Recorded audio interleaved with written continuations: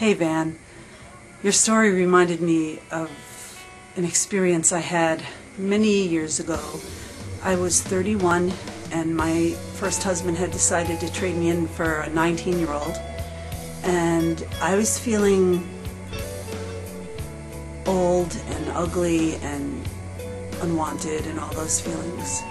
And some friends of mine decided that what I needed was to go to a male strip show. And there was a traveling one that came to a local nightclub. So I went, and I couldn't believe it was my first time. I was so nervous. I was just so nervous. And so I drank a little more than I probably should have, but at least I stopped shaking. I was literally shaking. Don't ask me what I was so afraid of. So anyway, I felt almost like an anthropologist, because I was just kind of just watching the women and how they responded to these guys. It was so bizarre. Now this was in 1984, so it wasn't as common a thing now as it is now. So anyway, this one, I think it was the last guy, and he was so cute, and he came over at one point and whispers in my ear, "You are so hot." And I'm like, okay, he probably tells that to pretty much everybody in the audience. Because when this show was over, then the nightclub opened to men, and men lined up outside to get in to be amongst all these drunken, horny women. So I'm thinking, okay, you know, he's probably just saying that. So then he came over to me again during his act and said, he did something else, and he kissed my ear and he said, I want to talk to you after the show. So I'm like, okay, yeah, he probably tells that to half the women he is performing to. I'm making this much longer than it needs to be. Okay, so anyway, I figure, okay, let's see what happens, and I stay with my girlfriends, and sure enough, he comes up to me after, and we're talking, and he said he wanted to put his stuff in his trunk, his bag.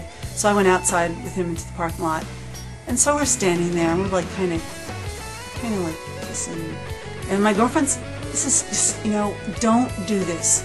Don't ever do it. I was so lucky that I didn't end up raped or dead. So anyway, my girlfriends come out, they want to leave, and I decide to stay there with him. I have my car was at my girlfriend's house, and he told me he would bring me to my car. I still can't believe I did this. So anyway, we got into his car, we went over to the corner of the parking lot, and we were making out. So, you know, he wanted to do more than making out, and I wasn't willing to, and I'm thinking, boy, this poor guy, he probably thought he got a live one. So anyway, so I finally, you know, he finally realizes that this is not going to get him where he wanted to get. So he goes to bring me home. He brings me back to my car, and we pull up behind my car in my girlfriend's driveway, and he takes his out of his pants and says, "You could put this in your mouth if you want. It would be like a treat for you." And that was exactly my reaction. I looked at it, I looked at him, and I just started laughing, and I couldn't stop laughing. And I got out of the car, and I laughed all the way into my car. I laughed while I was... I couldn't believe I just couldn't believe it. And so he had to follow me to find his way out.